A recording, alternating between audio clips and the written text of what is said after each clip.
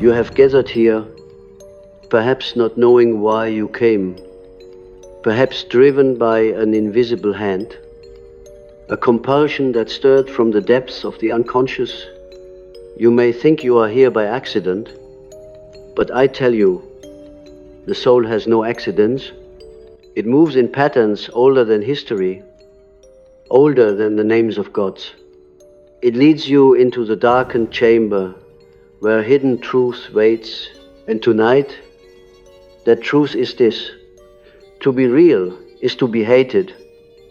And yet that very hatred is the sign of your rarity, the mark that you have become something authentic, something unassimilated by the collective mask of society. When I speak of being real, I do not speak of surface honesty or the simple claim of sincerity. I speak of a deeper authenticity that arises when a human being dares to confront their own shadow, to stand naked before the archetypes that govern existence, and to embody what they find there. It is a dangerous act, because the collective resists it. Society, as a whole, lives by conventions, by unspoken agreements to avoid the terrifying encounter with truth. To be real is to refuse this contract of silence, and so you will be hated. But that hatred is holy, for it tells you that you have broken free from the hurt. I have seen this again and again. The man or woman who begins to show their true face evokes discomfort, sometimes rage, in those around them. Why? Because authenticity exposes the masks of others. When you are real, you hold up a mirror in which the false self of your neighbor trembles and cracks. They do not want to see their borrowed identities dissolve, so they attack the one who dares to live. Otherwise, it is a primitive reflex rooted in fear, in envy, in the unacknowledged longing to be free.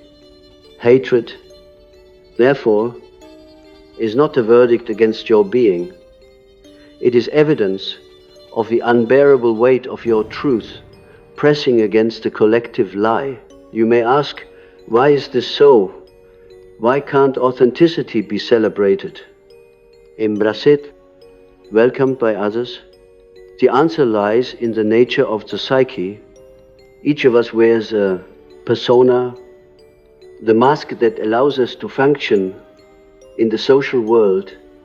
Without it, chaos would consume us. But the mask becomes dangerous when it takes the place of the soul. Many live their entire lives as masks, never questioning the hollowness behind the smile, the polite words, the roles they perform. The appearance of someone real threatens to unmask the whole charade. And so society instinctively rejects them, just as a body rejects a foreign object. Being real, then, is a rare and perilous vocation. It is not for the faint of heart. To be real is to walk the path of individuation, to listen to the voice of the unconscious, to heed the symbols of dreams, to honor the visions that rise from the depths of the soul. To be real is to descend into your own darkness and retrieve the forgotten fragments of your being, bringing them into light. And when you do this, you will feel, perhaps for the first time, that you are alive. You will no longer echo the voices of others. You will speak with your own voice, and that voice, though it may be despised, is the rarest treasure the world knows. But let us not romanticize the difficulty. To embody authenticity is to invite conflict, even persecution. Consider the prophets, the mystics, the visionaries of every age. They were rarely celebrated in their own time. Often they were mocked, exiled, even crucified. Their crime was simply to reveal what others wished to keep hidden. And yet, the hatred they endured was proof of their rarity, the price of their originality. Hatred becomes, paradoxically, a form of recognition.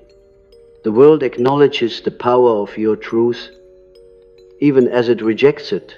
I remember a dream reported by a patient, a woman who was struggling with the suffocating expectations of her family. In the dream, she stood in the marketplace, holding a strange, luminous jewel in her hand. People crowded around, demanding that she put it away, that she hide it, that she give it up. But the jewel grew brighter the more she held it close. This is what it means to be real, to carry the jewel of your soul. Even when the crowd fears its light, they may hate you for it, but the jewel cannot be destroyed, for it is your essence, the thing you were born to protect. There is a paradox here. One, you must understand deeply. The more real you become, the more alone you may feel. Authenticity is solitary, for it separates you from the collective illusions that once bound you in comfort. But solitude is not abandonment. In solitude, you discover the eternal companions of the soul, the archetypes, the gods, the hidden powers of the unconscious. You are not alone when you are real. You are accompanied by the deepest currents of life itself. The hatred of the world is balanced by the embrace of eternity. Think of the archetype of the hero. In every myth, the hero is rejected by the ordinary world. He or she is cast out, misunderstood, opposed by enemies. Why? Because the hero carries something new, something real that the old order cannot accept. The dragon must rise. The trial must come, and only through struggle does the hero bring forth transformation. So too with you. To be real is to play the role of the hero in your own myth. Hatred is the dragon that guards the treasure. If you endure it, you find your soul. There is also the archetype of the trickster who unsettles the community by refusing to conform. The trickster reveals the absurdity of the mask, mocks the false stability of society, and in doing so provokes both laughter and rage. The authentic person is often a trickster figure, exposing the fragility of the collective persona, and though they are hated, they are also indispensable, for they keep the spirit alive. But let us go deeper still. Hatred, when it comes, is not only external. You will feel it within yourself. For to be real is to encounter your own self-hatred, the rejection of those parts of you that you have long buried. The shadow will rise, and it will accuse you. It will tell you that you are foolish, unworthy, dangerous. The hatred of the world is only a reflection of the hatred within. If you can face your own shadow without denial, without distraction, then the hatred of others will lose its power. You will see it for what it is. Projection. They hate in you what they cannot face in themselves. And here lies the great mystery. To be real is not only to bear hatred, but to transmute it You are called not to retaliate, not to shrink, but to allow hatred to become the crucible in which your authenticity is forged. Every insult, every rejection, every attempt to silence you is an alchemical fire that strengthens the soul. In this way, hatred becomes the proof of your rarity. If you were common, they would ignore you. If you were false, they would accept you, but you are real. And so they must hate, for they cannot comprehend. Do you see? Hatred, paradoxically, is a form of honor. The unconscious of others recognizes the power of your reality. And though their conscious mind rejects it, their deeper being knows you have touched something sacred. You are hated not because you are wrong, but because you are right in a way that terrifies. And to stand in this truth is to walk the narrow path of the individuated soul. Now let us pause and reflect on the rarity of such souls. How many dare to be real? How many have the courage to descend into the unconscious? To confront the shadow, to embody the archetypes, to speak their own truth? Very few. Most prefer the comfort of conformity, the mask of the persona, the illusion of belonging. And so, when someone real appears, they are like a rare bird in a land of cages, like a flame in a hall of mirrors. Their very existence unsettles the order of things. They are hated precisely because they are rare, and they are rare precisely because they are real. This is why I tell you, do not fear the hatred. It is the sign that you are alive. Do not seek to be loved by all, for that is the surest way to lose yourself. Seek instead to be whole, to be true, to be real, even if it costs you the love of the crowd. For in the end, the soul does not ask whether you were loved by many. It asks whether you were faithful to yourself. And to be faithful to yourself is to stand against the tide, to bear the hatred, to guard the jewel of your essence with unwavering courage.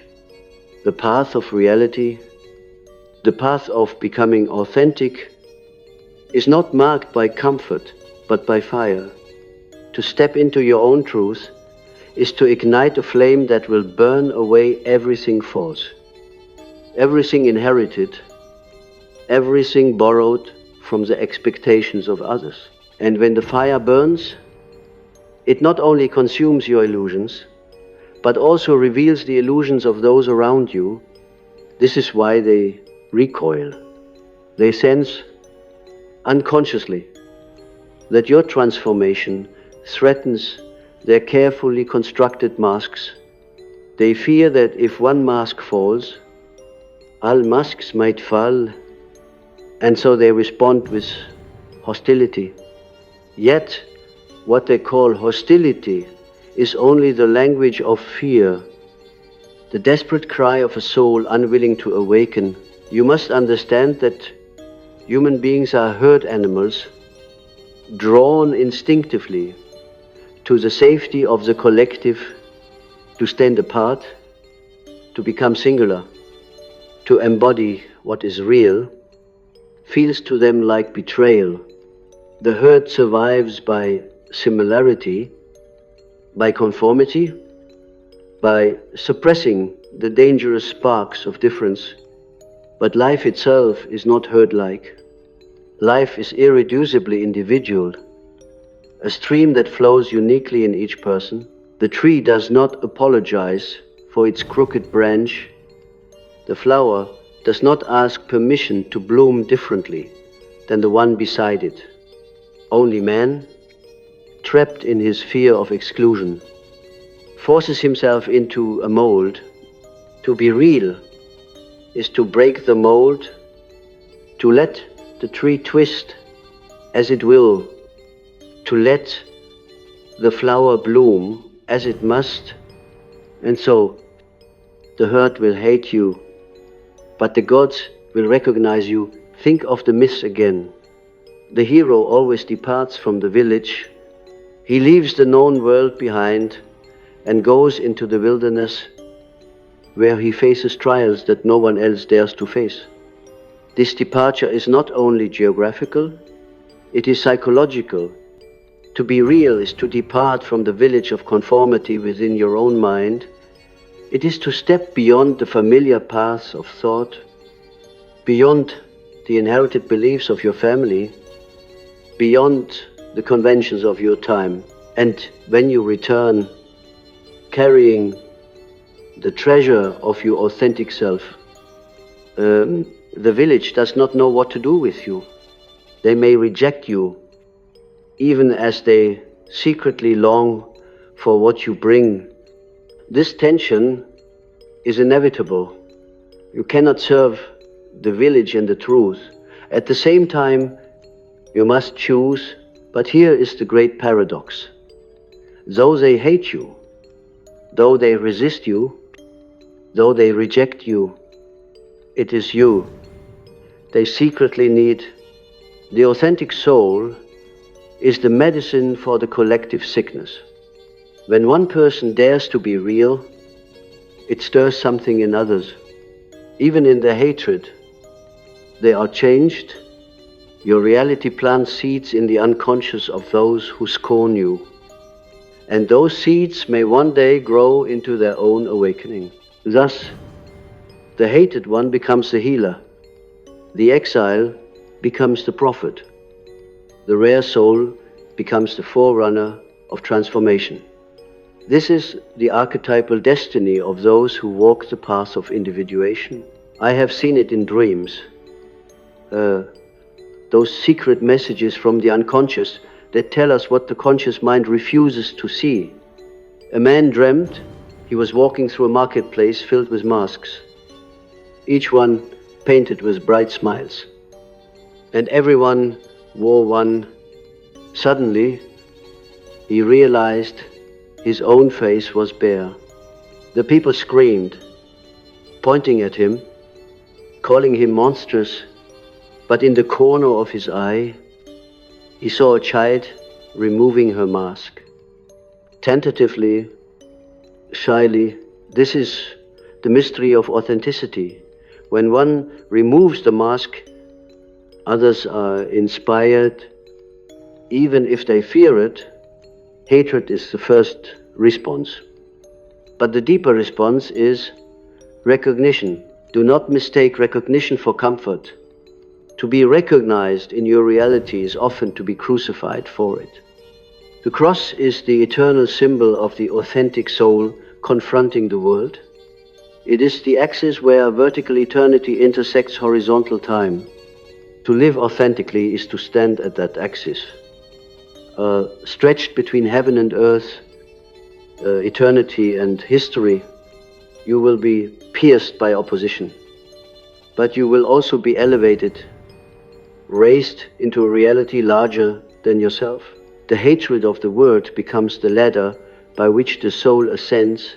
Many of you fear loneliness on this path. You wonder, if they hate me for being real, will I be left utterly alone? The answer is both yes and no.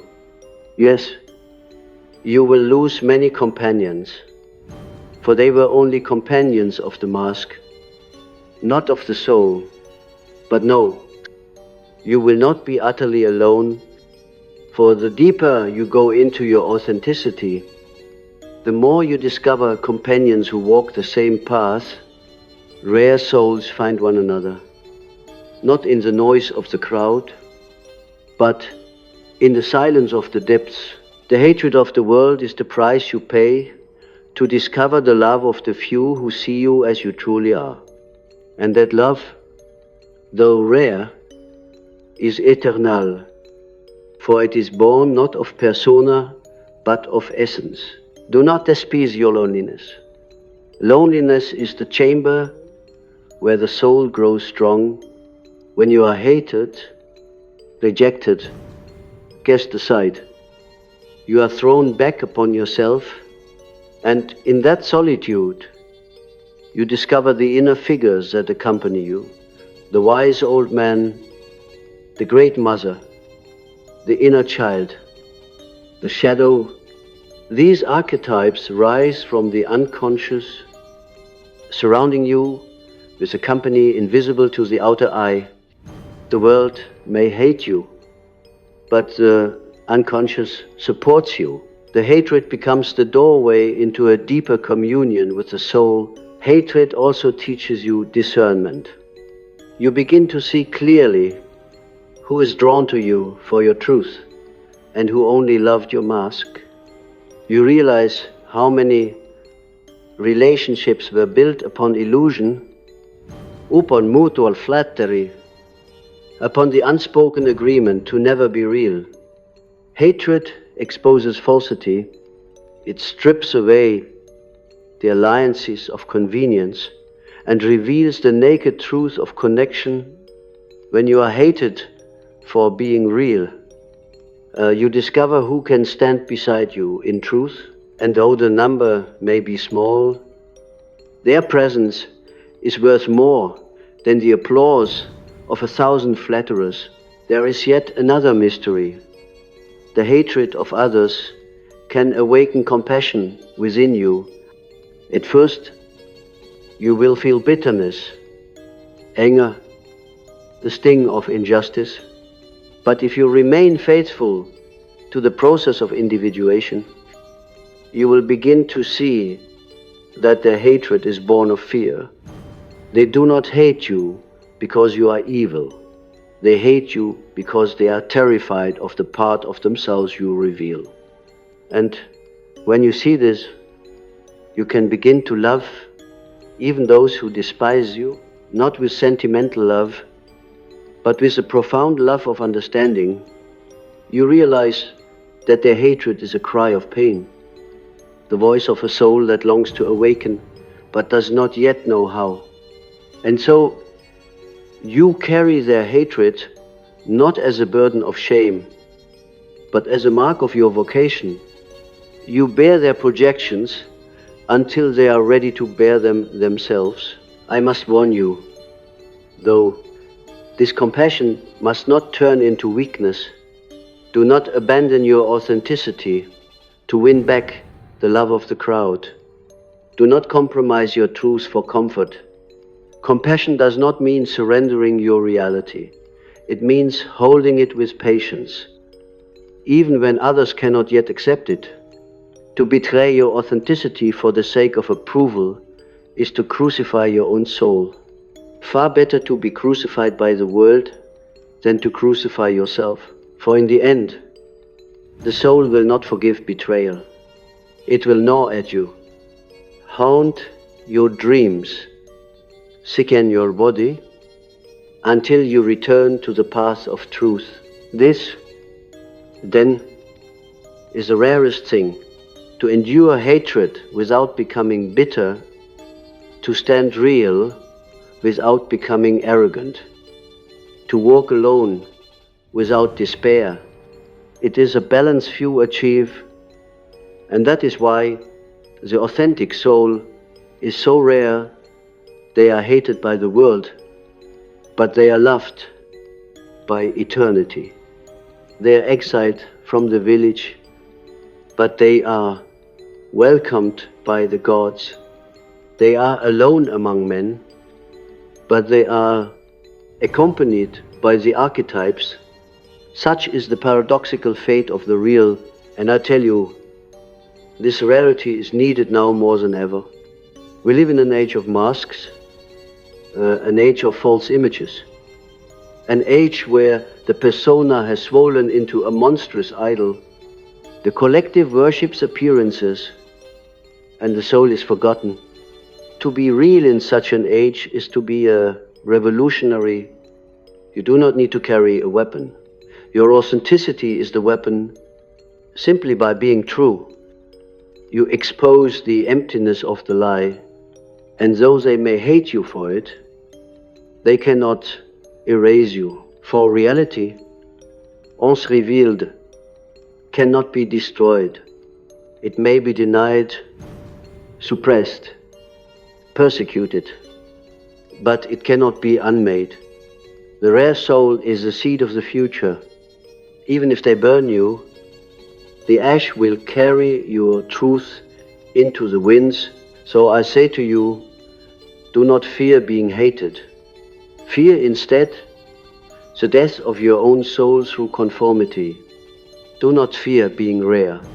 Fear instead the mediocrity of the mask. For what is life if it is only the endless repetition of lies? What is existence if it never touches the depths of the real? Better to be hated for a life that is true than to be loved for a life that is false. Better to walk alone in the wilderness of reality than to march in lockstep with the herd towards the abyss of emptiness. The hatred you endure is not the end of your path, it is the sign you are on it. There comes a moment on this journey when the hatred you face no longer feels like an external force pressing upon you, but rather like an echo, an archetypal shadow revealing itself in countless masks. When you are hated for being real, you are meeting not merely the opinions of individuals, but the ancient resistance of the collective unconscious itself. The collective resists individuation because it clings to stability. And stability is purchased at the cost of truth. To be real is to disturb that stability, to awaken forces that slumber beneath the surface. And so, the hatred you endure is not only personal, it is mythic. You become a participant in the eternal struggle between light and shadow, between appearance and essence, between the mask and the soul. This is why you must not take hatred too personally. When others turn against you, remember that it is not truly you they hate, but the archetype you embody. They are terrified not of your individual face, but of the living reality that shines through it. They resist the archetype of the authentic one, the one who dares to reveal what others repress. This understanding frees you from bitterness. You realize that their hatred is not ultimately about you, it is about the terror of their own undiscovered self. And so you stand not as a victim, but as a witness to a truth greater than yourself. Dreams often reveal this dynamic in symbolic form. I recall the dream of a man who found himself in a vast cathedral filled with statues. Each statue was smiling, frozen in perfect serenity. Suddenly, one statue came alive, its face moving, its eyes filled with grief and joy. The other statues, seeing this, began to crack, their surfaces splitting with rage. They despised the living statue because it revealed that they were dead. This is what it means to be real. The frozen forms around you may hate you, but their hatred is the sign that life has entered the temple again. And you, the rare one, are its vessel. You may feel at times that you cannot bear this burden, that the weight of hostility is too heavy for one soul. But remember, the hatred of the world is not infinite. It is a wave that rises and crashes, but your authenticity is the ocean itself. Waves may strike the shore with fury, but they cannot consume the sea. If you root yourself in the depths of your own being, you will find a strength that outlasts every storm. The real is eternal, the false is temporary. The hatred of the false can never overcome the endurance of the true. Do not imagine, however, that authenticity is a final achievement, a possession you can cling to without effort. To be real is not a state, but a continual process. The soul demands that you descend again and again into the unconscious, that you confront new shadows, that you integrate deeper truths. If you cling too tightly to the authenticity you achieved yesterday, it will become tomorrow's mask. This too is why you may be hated, because you refuse to remain even in the form of authenticity that once was admired. You keep moving, keep transforming, keep breaking free. The world may tolerate one act of truth, but it cannot endure the endless demand for renewal. Yet this is precisely the vocation of the rare soul, to embody the river of becoming, not the stagnant pool of convention. Consider the archetype of the phoenix, that fiery bird which must die in flames to be reborn. The phoenix is not hated merely for its existence, but for its refusal to remain dead. Each time it rises from the ashes, it defies the collective demand for stability. To be real is to live as the phoenix, burning away each layer of illusion and rising anew. Even when others cry out for you to remain as you were, they will hate you for your transformations, for your refusal to be fixed, for the endless unfolding of your reality. But their hatred is powerless against the fire of rebirth. At times, you may long for acceptance, for a place where you can rest without conflict, but you must understand that true acceptance is found only in the inner depths. The outer world will rarely offer it, and when it does, it is often conditional, given to the mask rather than the soul. If you wait for universal approval before becoming real, you will wait forever. Instead, learn to rest in the acceptance of the self. That inner totality which embraces every part of you. When you align with the self, you find a sanctuary that no hatred can touch. The world may scorn you, but the self holds you in an embrace older than time. This is the secret strength of the individuated soul, to carry within them an inner home where reality is welcomed and honored. And yet, the paradox persists. While you are hated by many, you will also attract those who are starving for reality.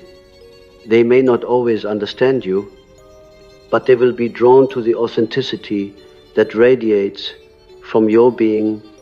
For even those who live in masks secretly yearn for the real. Their hatred is mixed with fascination, their rejection with envy. Some will despise you because they cannot yet bear to follow you, but others, Kirtli, will take courage from your example. They may never tell you, but your reality will plant a seed in their soul. Perhaps years later, in a moment of crisis, that seed will bloom, and they will thank the one they once scorned. The hatred you endure today may be the hidden catalyst of another's awakening tomorrow. Think again of the dream world, that strange theater where the unconscious speaks in symbols. A woman dreamt she was walking through a city where every house was painted the same dull color. She entered one house and found a single wall painted in vivid blue, radiant like the sky after rain. The neighbors gathered, furious, demanding that she paint it gray again, but the blue wall remained untouched, untouchable. This is what you are when you are real. A blue wall in a city of gray. They may hate you, but they cannot erase the color of your soul. And in time, one by one, Others will begin to paint their walls as well. Understand that your rarity is not a curse, but a calling. To be rare is to be entrusted with a responsibility. You are not meant to blend in, to vanish into the crowd. You are meant to stand out, to bear the tension of being different, to embody a truth that the collective cannot yet face. This responsibility is heavy, yes, but it is also sacred. The soul does not choose the rare lightly. If you have been chosen to be real, it is because something in you is strong enough to endure the hatred, to carry the fire, to shine even in the midst of rejection. Do not waste this gift by wishing to be common. Do not betray your calling by longing for comfort. Embrace the rarity, for it is the mark of your destiny. There will be nights when you weep, when the loneliness pierces you like a thorn, when the hatred of others feels unbearable. Do not despise those nights. They are the nights when your soul is being tempered, like iron in the forge. Without the heat of hatred, your authenticity would remain fragile. Instead, hatred hardens you, not into bitterness, but into resilience. It teaches you to stand, to endure, to shine, even when the storm rages. And when dawn comes, you will find that the hatred did not destroy you, it refined you. You will rise stronger, clearer, rarer than before. And so, I tell you again, they will hate you for being real. But that is what makes you rare. Do not curse the hatred. Do not flee from it. Let it be the proof that you have touched the depths, that you have broken free from the prison of masks, that you have begun to live as a soul rather than a shadow. Hatred is the world's acknowledgement that you have stepped into authenticity. Wear it not as a wound, but as a crown. There is an old truth whispered in the deepest chambers of the psyche. The more you come into alignment with your soul, the more the world will misrecognize you. They will project their fears onto you. They will cast their shadows upon your face. They will call you names that are not yours. And yet, this misrecognition is strangely essential. For if they could understand you easily, you would only be repeating their illusions back to them. The rare soul is not here to be understood, but to be a disturbance, a question mark carved into the smooth stone of conformity. You are not here to soothe the collective, but to awaken it. And awakenings are rarely welcomed. They arrive like earthquakes, shaking the ground beneath slumbering houses. And those who sleep resent the tremor, even as it saves them from endless dreams. Do not despise their rejection, for it places you in a lineage that stretches across time. Every mystic, every thinker, every artist, every soul who dared to embody reality walked through the fire of contempt. Socrates was given poison. Christ was nailed to wood. Bruno was burned in flames. Countless unknown prophets were silenced in alleyways and prisons. Their crime was never falsehood, but truth. Truth that cut too deep. Truth that stripped the veil from the comfortable lie. And so, when you feel the hatred of others pressing upon you, remember that you are walking the same path. You are not being singled out in cruelty. You are being initiated into the brotherhood and sisterhood of the rare. You are carrying the same torch. And the wind of hatred is the same wind that has always tried to extinguish it. yet could never succeed. But perhaps you wonder, why should it be this way? Why must truth be hated? The answer lies not only in psychology, but in myth. The psyche is structured around opposites. Every emergence of light provokes the rise of shadow. Every revelation draws forth resistance. This is not a flaw in creation. It is its very rhythm. If you are real, you activate the unreal in others. If you are authentic, you awaken the counterfeit to its own fragility. Hatred is the shadow's reflex against the birth of light. If you can see it this way, you will no longer curse it, but you will accept it as part of the eternal dance of opposites. You will endure it as the necessary price of becoming whole. There is another layer, despise, hatred, when faced without retaliation, becomes transfigured. If you meet hatred with hatred, you are dragged back into the collective unconscious. Trapped in the same projection you are trying to transcend, but if you stand in your reality without striking back, if you bear the hatred without becoming its mirror, you transform it. You become the vessel in which hatred dissolves into meaning. You carry what others cannot, until one day they may awaken and carry it themselves. This is the secret vocation of the rare soul. Not to escape the hatred, but to transmute it, to endure it until it flowers into wisdom. Hatred becomes the raw material of alchemy, and the gold that emerges is authenticity, so radiant it cannot be denied.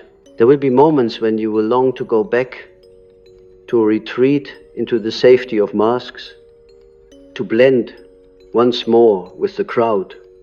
But the soul, once awakened, does not allow retreat. You may try to silence your truth, but it will rise in dreams, in symptoms, in the restless ache of a life unlived. The unconscious is relentless. It will hound you until you return to the path of reality. You cannot unsee what you have seen. You cannot unbecome what you have become. To betray your authenticity now would be to fracture your soul, and that fracture would haunt you with a despair deeper than any hatred. Better the hatred of the world than the hatred of your own inner being. Better to stand alone in truth than to collapse within yourself in falsehood. And yet, know this, the hatred will not last forever. It is most fierce at the beginning. When the shock of your reality first breaks upon the collective, in time, the fury subsides.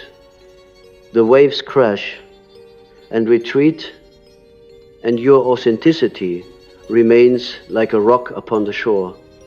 The world cannot hate forever. Hatred exhausts itself, but the real endures. Many who once despised you may one day seek you out. Drawn by the very truth, they reject it. Others will remain blind. But their blindness cannot erase what you are. You will stand unchanged, a rare presence in a world of shadows. And even if no one ever recognizes you, your soul will know, and that knowing is enough. The greatest danger for the rare soul is not the hatred of others, but the temptation to soften the truth, to dilute the real, so that it will be more acceptable. Beware of this. The world will always tempt you to compromise, to make yourself palatable, to offer only as much authenticity as can be tolerated. But partial truth is still falsehood. Diluted authenticity becomes another mask, and once again you are lost. Better to be wholly real and wholly hated than half real and half loved. For love that is purchased by self-betrayal is not love at all, it is bondage. Only in fidelity to your deepest reality do you find the freedom the soul demands. Perhaps you feel afraid. Perhaps you think, I am too weak, too small, too fragile to bear this calling. But know this, the soul never demands more than it has already given you strength to endure. If you are called to be real, then within you is the power to carry the hatred, the solitude, the fire. The self has prepared you, even if you do not yet see how. Trust that the archetypes themselves accompany you, that the inner gods walk beside you. You are never as alone as you fear. The unconscious is vast, and in its depths you are sustained by forces older than humanity. The hatred of men is but a shadow compared to the embrace of eternity. And so, my friends, hear the final truth. They will hate you for being real, but that hatred is the seal of your authenticity, the proof of your rarity, the crucible of your becoming.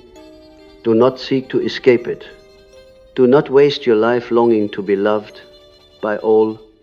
Instead, embrace the narrow path of the soul, the path that leads through solitude, through fire, through rejection, and emerges into wholeness. Few will walk with you, most will turn away, but those who remain will be true companions, and beyond them, the self itself will be your guide. Hatred will fade, masks will crumble, illusions will dissolve, but your reality will remain. It will shine long after the crowd has forgotten its own voices. It will echo in eternity, rare and unrepeatable. Therefore, do not be afraid to be hated. Be afraid only to live unreal, to die, never having touched the depths of your own being. Let their hatred baptize you into the mystery of authenticity. Let their rejection crown you with the mark of rarity. Stand firm, endure, remain faithful to your soul, for in the end, it is not their voices that matter, but the whisper of eternity that says, you were real, you were rare, you lived the truth of your own soul. And that, my friends, is the only life worth living.